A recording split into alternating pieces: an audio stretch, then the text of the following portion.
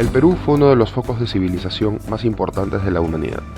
Las evidencias culturales se remontan a más de 14.000 años de antigüedad y las encontramos en forma de sitios arqueológicos a lo largo de nuestro territorio. El complejo arqueológico El Brujo se complace en presentar el ciclo de charlas El Antiguo Perú, la mirada de los especialistas, un espacio enfocado en dar a conocer diversos temas de arqueología, museología y gestión cultural.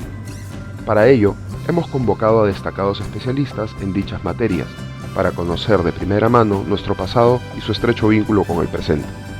Acompáñenos en esta nueva aventura.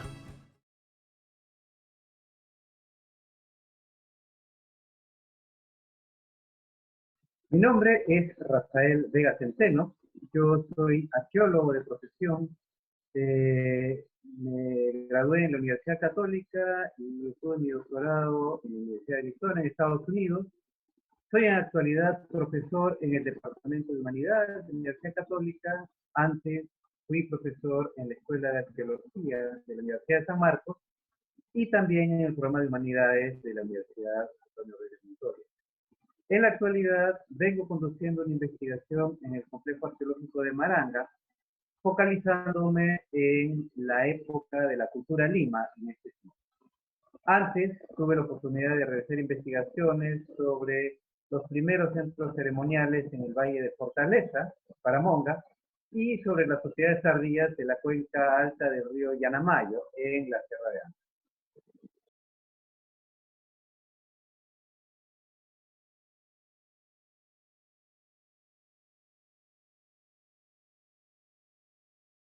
Bueno, hablar de la historia, en este caso más que de la ciudad de Lima, sería del valle, del Rímac, del Chillón, el territorio donde está ahora la actual ciudad de Lima, es remontarnos al inicio de la ocupación humana en los Andes, porque desde los hallazgos que se hicieron en el Cerro Chivatero, se tiene evidencia de los primeros pobladores andinos, alrededor del año 8000, 9000 antes de Cristo, ya habitando esta región, aprovechando los recursos de la ribera del valle, de las lomas adyacentes, de zonas húmedas como pantanos como los de Villa y evidentemente la riqueza del mar peruano.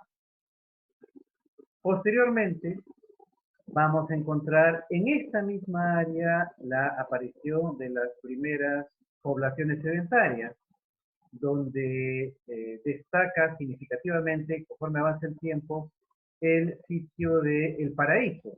Actualmente está ubicado en San Martín de Porras, que representa no solamente una población sedentaria y agrícola, sino también una población que comienza a mostrar evidencias de complejidad social. Es decir, de la aparición de diferenciación social al interior de los grupos humanos, descentralización política, de mayor elaboración de lo que son actividades rituales, formas de interacción económica, y eso se ve reflejado, entre otras cosas, en la aparición de algo evidente que es la arquitectura, que no tiene fines domésticos. Ya no son casas, aparecen templos, aparecen lugares de culto, donde las sociedades invierten lo mejor de sus energías y sus talentos, podríamos decir. El paraíso representa eso. Recientemente se han encontrado otros lugares que demuestran que el paraíso no era un lugar solo o aislado. Este es el sitio de Buenavista, por ejemplo, investigado por el doctor Benfer, vaya arriba en el siguiente. Pero muy probablemente existían otros sitios semejantes en la zona de Rima Colorín que simplemente están esperando ser hallados. Alrededor del 1500 más o menos antes de Cristo, tenemos otro cambio interesante y es que empiezan a surgir en el Valle de Rímac y los valles vecinos una serie de templos, de centros ceremoniales vinculados a una tradición muy característica de esta región. Los arqueólogos los llamamos los centros ceremoniales en forma de U, porque básicamente se trata de edificios compuestos por tres unidades alrededor de un patio, dejando de una plaza, que dejan una de los lados abiertos. Esto da la supuesta configuración en U. Pero en fin, ese es el nombre que damos nosotros los arqueólogos para tener una etiqueta. ¿Qué sucede? Estos templos están vinculados a lo que está pasando en el resto del área andina. Me estoy refiriendo a lo que está pasando con Cupiznique en el norte, con Chavín en la zona de Ancas. Eso es parte, es la representación de esa época aquí en el Valle Central. La época de estos templos va a llegar a su fin alrededor del 800 antes de Cristo, y poco a poco vamos a entrar en una transición y comienza a ocurrir la manifestación de, digamos, la primera cultura regional propia de esa región, que es la cultura lima. Algunos dicen que esto puede rastrearse desde el año 200 antes de Cristo.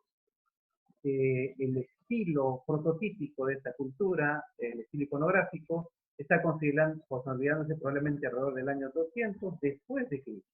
Pero una de las cosas importantes es que aparentemente con esta cultura se empiezan a dar los grandes proyectos de irrigación, por lo menos en la margen sur del valle. Antes de que esto fuera un valle, la planicie del Rímac sería como lo que vemos en los acantilados de la Costa Verde, cantos rodados y arena. Fue necesario que los seres humanos hicieran grandes proyectos de irrigación, los canales de Maranga, de Huasca, de Suico, etcétera, etcétera, que habilitaran todo esto como una zona fértil, que es finalmente la que van a encontrar los españoles cuando vienen acá y por lo que les va a interesar asentarse en esta región. La cultura lima es responsable de grandes complejos arquitectónicos como Maranga, como Macatampo, uno que lamentablemente ha desaparecido por Carmen de la Legua, como Huacapuquiana, como Cajamarquilla, y van a existir, van a florecer hasta más o menos el año 780 después de Cristo, en que tenemos una transición. Algunos la interpretan como parte de el impacto del avance del Imperio Wari. Lo cierto es que más o menos unos 100 o 200 años después, por los 800-900, tenemos una nueva forma cultural, que es la que llamamos la cultura Ichma, muy vinculada al apogeo del santuario de Pachacamac. Bajo el manto de esta cultura Ichma, una serie de grupos empiezan a construir nuevos centros ceremoniales, en el mismo Maranga, pero también en Mateo Salado, en Puruchuco, en San Juan de Pariachi, en Limatambo, en Armatambo, probablemente uno de los más importantes, que tiene que ver también con la habilitación del canal de Surco.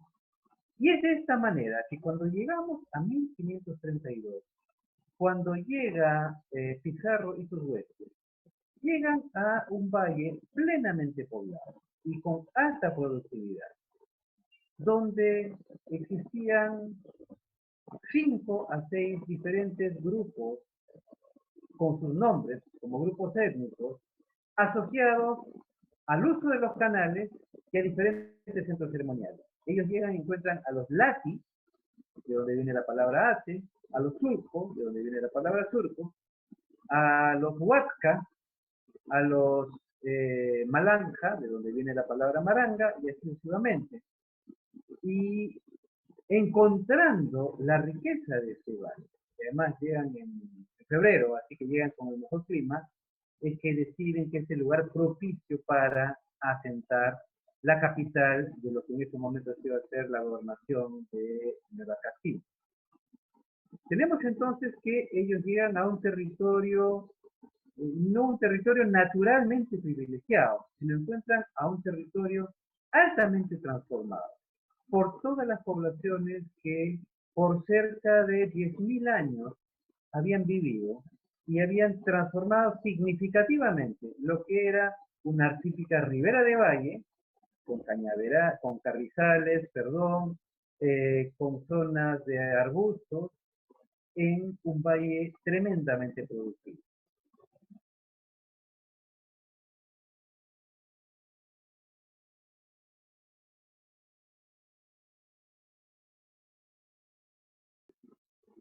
Mira, la pregunta creo que tiene dos dimensiones. Tengo que comenzar en el presente. Cuando pensamos en esta pandemia, lo que nos ha preocupado a todos es el tema de la vulnerabilidad, el problema de los sectores más vulnerables de la sociedad. Esto tenía que ver con los rangos de edad, con las personas mayores, pero sobre todo en países como el nuestro, tiene que ver con las personas de bajos ingresos o las personas que tienen menor acceso a los servicios de salud, a las personas que tienen un problema de ver asegurados sus ingresos. Entonces el tema de la vulnerabilidad tiene que ver con el problema de la seguridad, de no sentirse en el desamparo frente a esta situación.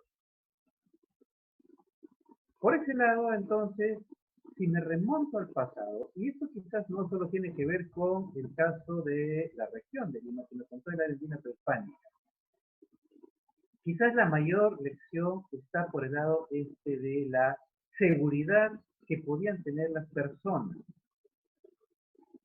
para justamente no estar desamparados ante situaciones que los volvieran vulnerables.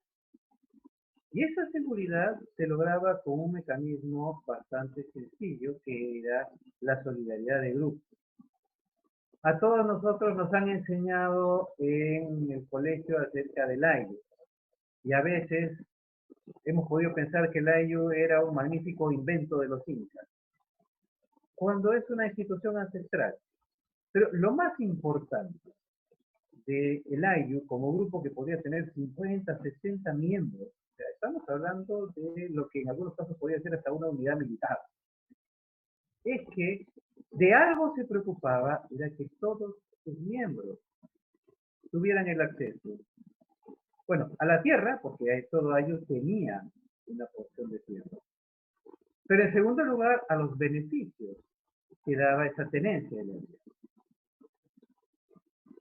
Se habla mucho, y en esto Garcilaso nos inspiró a pensar que durante la época inca nadie estaba en el desamparo. No fue este invento de los incas, es que el sistema de organización social que contemplaba que nadie podía estar fuera de nadie, esa noción que tenemos en la actualidad de la persona que no necesita parientes o vive exactamente sola y se puede valer a sí misma, eso es irracional en el mundo libre. Nadie existe fuera de un ayllu. Tiene obligaciones en el ayllu y tiene el respaldo del ayllu, que le permite justamente no estar en el desamparo frente a situaciones de vulnerabilidad. Para mí, el pasado antiguo, previo a la llegada de los españoles, nos da con eso la mejor lección, la manera en que podemos defendernos de en una coyuntura como la actual. Es en potenciar nuestros mecanismos de solidaridad. No es caridad por el pobrecito. A veces creo que no se entiende que los mecanismos de solidaridad andinos no eran simplemente una cuestión altruista. Es, si quieren ustedes, en el sentido más crematístico del término, una inversión. Porque si de algo estaban seguros en el mundo andino es que el capital fundamental, la fuente de riqueza fundamental, era la población y su trabajo. Entonces, había que proteger ese capital, proteger esa riqueza. Es de esa manera, cuidar que la gente no se muera, que la gente tenga un espacio de seguridad, tanto de salud como económica, es una inversión. Tendríamos que verlo de esa manera en la actualidad. Me parece que esa es la mejor lección que nos da el pasado.